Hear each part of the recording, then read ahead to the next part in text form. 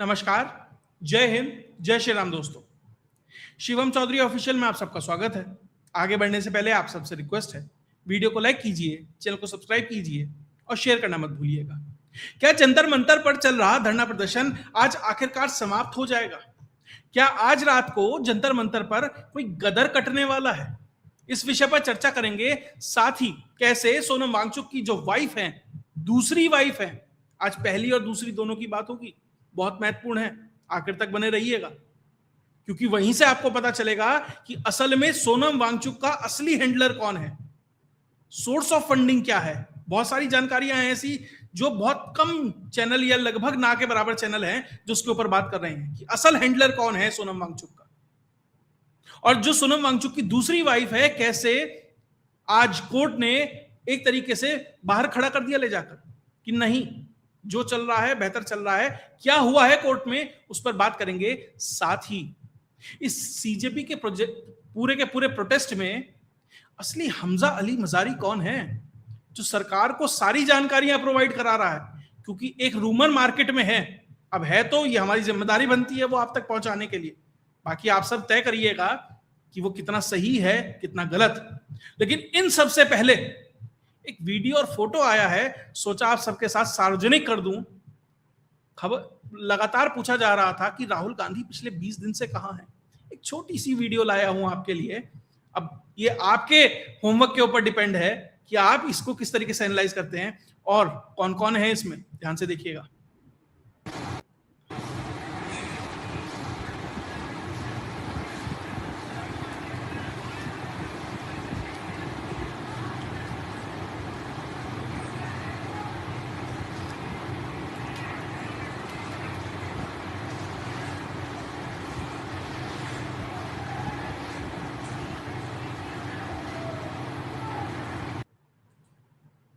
इस वीडियो में राहुल गांधी कुछ बच्चों के साथ खेलते दिखाई दे रहे हैं। अब पिछले साल या शायद उससे पिछले साल बांग्लादेश के एक पत्रकार थे, उन्होंने दावा किया था कि राहुल गांधी के 2 बेटे हैं। अब मुझे नहीं पता ये वो हैं या नहीं है, लेकिन क्योंकि वीडियो आई है तो ये हमारी जिम्मेदारी बनती है आप सबके सामने लाने के लिए। खैर, अब बात सोनम वांगचुक की। सोनम वांगचुक को कल पुलिस सवेरे उठाकर ले गई। बहुत ही खुफिया तरीके से वो पूरा ऑपरेशन प्लान किया गया था। बाकायदा जैमर तक लगाए गए थे कि जब वहां से उस व्यक्ति को उठाया जाए तो उसकी कोई भी लाइव फीड नहीं जानी चाहिए। जिन पुलिस वालों को भेजा गया था उनको भी नहीं पता था वो क्या करने जा रहे हैं। उन्हें सिर्फ ये कहा गया था कि मॉक ड्रिल है, मॉक ड्रिल आपको करनी है, उसके लिए आप तैयार होकर सुबह सुबह इस तरीके से आइएगा। और सब वो दिखाया गया और अचानक से मॉक ड्रिल नहीं हुई, उन्हें लाइव असाइनमेंट पे भेज दिया गया और सोनम वांगचुक को वहां पर धर लिया गया। सोनम वांगचुक पहुंचा हॉस्पिटल, उसके बाद उसने कंसेंट फॉर्म साइन कर दिया। लेकिन जो उनकी दूसरी पत्नी है गीतांजलि, वो कोर्ट पहुंच गई और कपिल सिब्बल और विवेक तनखा दोनों कांग्रेसी लॉयर हैं। और मैंने आपको पहले दिन से बताया हुआ है कि सोनम वांगचुक कांग्रेस की तरफ से खेल रहा है, था या है, आगे बताऊंगा, था या है, दोनों में हो सकता है। तो वो वकील साहब वहां पहुंचे और बाकायदा सुबह 4 बजे पिटीशन लगाई गई कि अर्जेंट हियरिंग होनी चाहिए। सैटरडे है, कोर्ट अक्सर बंद होते हैं, संडे है माफ कीजिएगा, कोर्ट अक्सर बंद होते हैं, लेकिन खोली गई अर्जेंट हियरिंग क्योंकि बड़े बड़े वकील साहब पहुंचे थे। और मैडम की पिटीशन ये थी कि हम सफदरजंग हॉस्पिटल में इनका इलाज नहीं कराना चाहते, हम चाहते हैं कि प्राइवेट एक हॉस्पिटल है, शायद मेदांता का नाम आ रहा है, उसमें वो ले जाना चाह रही थी। कोर्ट ने वो सुनी पूरी की पूरी दलील और उन्होंने कहा कि कहीं भी पुलिस ने कोई भी गलत कार्य नहीं किया यहां से सोनम वांगचुक को उठाने में। सोनम वांगचुक को जो उठाया गया वो कोई भी एक आर्बिट्रेरी डिसीजन नहीं था। अगर किसी की जान खतरे में है, कोई मर रहा है, तो उसको उठा सकते हैं। अब पत्नी कह रही है कि नहीं नहीं, उनके तो सारे वाइटल्स ठीक हैं, वो तो बिल्कुल ठीक थे, उन्हें कोई दिक्कत नहीं थी, फिर क्यों उठा लिया गया। भाई साहब 21 दिन से बैठा था वो आदमी भूखा। अभिजीत दिप्के कह रहा है 24 घंटे में हालत खराब हो गई है मेरी। 2-3 4 दिन मैक्सिमम, हफ्ता भर मान लीजिए कोई आदमी बिना खाए पिए रहे ना, हेलुसिनेशन होने लगता है, दिमाग घूमने लगता है, दिमाग में अलग अलग चीजें, केमिकल लोचा होने लगता है, पेट में होने लगता है। और उसके बाद भी सारे वाइटल सुरक्षित हैं, वो ये कह रही है उनकी पत्नी। इसका मतलब कुछ ना कुछ तो गोची हो रही थी पीछे पीछे। उसके अलावा कोर्ट ने कहा कि जो अल्टीमेट डिसीजन है, उठाया, ठीक करा, ले गए, इलाज करा, ठीक करा, और जो अल्टीमेट डिसीजन है वो डॉक्टर लेंगे कि भैया ड्रिप चढ़ानी है, कि मुंह से खाना देना है, कि कहीं और से कुछ और डाल के खाना पहुंचाना है पेट के अंदर, वो डॉक्टर तय करेंगे। क्या क्या देना है वो भी डॉक्टर तय करेंगे, आप तय करने वाली नहीं है, कोई मेडिकल एक्सपर्ट नहीं है। उसके बाद उन्होंने कहा कि मुझे मिलने नहीं दिया जा रहा। उस एक पूरे जहां पे सोनम वांगचुक है उस कमरे में 100 पुलिस वाले भर जाते हैं या उसके बाहर आसपास खड़े हो जाते हैं, मैं जा नहीं पाती। तो कोर्ट ने कहा बराबर में एक कमरा दिया जाएगा, उसमें आप बाकायदा अपने पति से मिल सकती हैं, कोई दिक्कत नहीं है। और कोर्ट ने कहा अगली सुनवाई करेंगे 24 तक। 24 तक तो भैया सब ये निपट जाएगा, सब टाटा बाय बाय फिनिश हो जाएगा, घर चले जाएंगे। और सोनम वांगचुक ने जिस तरीके से एक तरीके से बंधक बना के रखा हुआ था, ऐसी स्थिति बन रही है, तो भैया उससे तो उसकी जान छूट गई। लेकिन अब खबर यह है कि दरअसल इन सब थिएट्रिक्स के माध्यम से, इन सब तरीकों के माध्यम से जो पत्नी है सोनम वांगचुक की, वो ये चाह रही है कि मैं नेता बन जाऊं, कि सोनम वांगचुक के खड़ा रख के उनके बिहाफ पे मैं नेता बन जाऊं जाकर वहां मंच पर, इसलिए सब कुछ चल रहा है। लेकिन भैया वहां तो दीपके ने और योगेंद्र यादव ने, योया ने ऑलरेडी कब्जा किया हुआ है, तो कोई आपका स्कोप बनता नहीं है वहां पर। तो इसका मतलब वहां पर जो अपॉर्चुनिटी थी वो लॉस्ट हो चुकी है, बाकी लोगों ने अब उसे ऑलरेडी कब्जा कर लिया है। लेकिन अब यह खबर आ रही है कि शायद आज ही जंतर मंतर खाली हो जाएगा, क्योंकि पुलिस ने स्पष्ट कर दिया है, जो आला अधिकारी हैं पुलिस के, कि हमने कोई भी परमिशन जंतर मंतर से, जो पार्लियामेंट है वहां तक के प्रोटेस्ट के लिए हमने कोई भी अनुमति नहीं दी है। हमने नहीं दी है, इससे बड़ी बात यह है हमसे मांगी ही नहीं गई है। आपको कोई भी प्रोटेस्ट की अनुमति लगभग एक हफ्ता पहले मांगनी पड़ती है, आप एक हफ्ता छोड़िए, आज भी नहीं मांगी है, कल जाना है। और जब पुलिस रोकेगी प्रोटोकॉल के तहत तो वहां हंगामा होना है। इसलिए पुलिस ने आज से ही अनाउंसमेंट कर दिया कि 7 बजे के बाद ये धरना जो तुमने बनाया हुआ है सब साफ करिए और जाइए। बाकायदा उसकी वीडियोस वायरल हो रही हैं जो पुलिस अनाउंस कर रही है जंतर मंतर। जंतर मंतर पर धरने का समय शाम 5 बजे तक है। आप सभी से अनुरोध है, तमाम कर रहे हैं जंतर मंतर परिसर को खाली कर दें। 5 बजे पुलिस साफ कह रही है कि 7 बजे तक खाली कर दीजिए। अब कहा जाने लगा कि कुछ लोगों को लगा कि भैया कुछ गड़बड़ ना हो जाए तो वहां से चलने लगे। अब जैसे ही वहां धरना प्रदर्शन से कुछ लोग, देखिए और दिनों की अपेक्षा में आज भीड़ थी। पहली बात तो संडे था, दूसरा आम आदमी पार्टी, और मैंने सुबह आपको बताया था कि कौन कौन इसमें इन्वॉल्व है। चंद्रशेखर रावण है, इकरा हसन है, मैंने गलती से बिजनौर की सांसद बोल दिया था, कैराना की सांसद है। ऐसे बहुत सारे लोग हैं जो वहां पर पहुंच गए हैं। तो थोड़ी बहुत भीड़ थी, कोई उन्हें देखने आया है। एक तो परसों तरसों कह रहा था, डिंपल यादव आई थी कि मुझे प्रदर्शन से क्या है, मैं तो डिंपल यादव को देखने आया हूं। एक कहने लगा कि भैया मुझे महेंद्र प्रधान का इस्तीफा चाहिए क्योंकि मैं चंद्रशेखर रावण को देखने आया हूं। ऐसे बहुत सारे लोग। एक पहुंचा हुआ है वहां पर, वो ये कह रहा है कि मेरी जो लड़की है 3री क्लास में 3 बार फेल हो गई है, इसलिए मुझे 5,000 करोड़ रुपए चाहिए सरकार से। तो ऐसे ऐसे मानसिक रूप से विकसित लोग वहां पहुंचे हुए हैं। तो ठीक ठाक भीड़ लग रही है, 2000 के आसपास, 1,500-2,000 लोग हैं आज। लेकिन जैसे ही ये पता लगा कि पुलिस ऐसे अनाउंस करने लगी है तो कुछ लोग दाएं बाएं इधर उधर होने लगे। तो एक तरीके से पैनिक कॉल होने लगी इस पूरे के पूरे आंदोलन के लोगों के बीच में। और आशुतोष रंका है और बहुत सारे ऐसे प्लेटफॉर्म्स हैं, उनके माध्यम से वो ट्वीट करने लगे हैं कि जंतर मंतर के 3 किलोमीटर की रेडियस में 25,000 लोग इकट्ठे हो गए हैं। वो अभिषेक रंका बता रहा है कि फला से एक जगह से ट्रेन भर के आई है, दूसरी जगह से बस भर के आई है, वहां से ट्रेन आ रही है। उसने बहुत सारे 10-12 नाम ले दिए, उसे जो 5-10 नाम पता होंगे शहरों के, सबका बता दिया कि यहां से इतनी ट्रेन वहां पहुंचने लगी है। और पोस्टर्स जारी किए गए हैं, are you angry, are you disappointed, 20 जुलाई को पहुंचिए। साहब परमिशन तो मांगोगे ना। मैं कह रहा हूं आपका धरना कितना वैलिड है, इनवैलिड है, वो ठीक है, उस पर पब्लिक अपने आप डिसाइड करे। सवाल यह है कि आप कोई चीज करने जा रहे हैं, उसके लिए आप परमिशन तो मांगेंगे ना, लॉ तो फॉलो करेंगे। आप करप्शन के खिलाफ हैं। एक लड़की पहुंची वहां, कह रही मैं करप्शन के खिलाफ यहां लड़ने आई हूं, और कल रात में बड़ी परेशान हो गई, मैं ट्रेन में बैठी वाराणसी से दिल्ली पहुंच गई। वहां पत्रकार पूछता है आए कैसे, ट्रेन से, टिकट लिया था? नहीं। खुद टिकट नहीं लिया और करप्शन के खिलाफ लड़ने आई है। तो ऐसे बहुत सारे नमूने जमूरे वहां को दिखाई देंगे। और अब इनको यह लग रहा है कि आज रात को अगर ये सब खाली करा दिया तो फिर क्या होगा। और संभवतः आज ये हो सकता है कि ये सारा का सारा तामझाम समेट दिया जाए, खाली करा दिया जाए। उसके अलावा वहां इस तरह के पोस्टर्स लग रहे हैं, युवा रक्त की गर्मी से बर्फ की घाटी पिघलेगी। कौन सी है बर्फ की घाटी साहब? वहां से खून और आंसू निकलेंगे ना, जिन छेदों को आप समझ भी नहीं पाए, आपको पता भी नहीं है कि शरीर में कहां कहां है, वहां से निकलेगा रक्त। और निकाल रही है सेनाएं जहां जहां खड़ी हैं, बर्फ की घाटी पिघलेगी। ये सब कुछ चल रहा है। अब सबसे बड़ा सवाल, ये जो सोनम वांगचुक और ये गैंग है, इनका हैंडलर कौन है? आपसे कहा था कि शाम को लेकर आऊंगा, और मैंने कहा सोनम वांगचुक की 2 बीवियां हैं।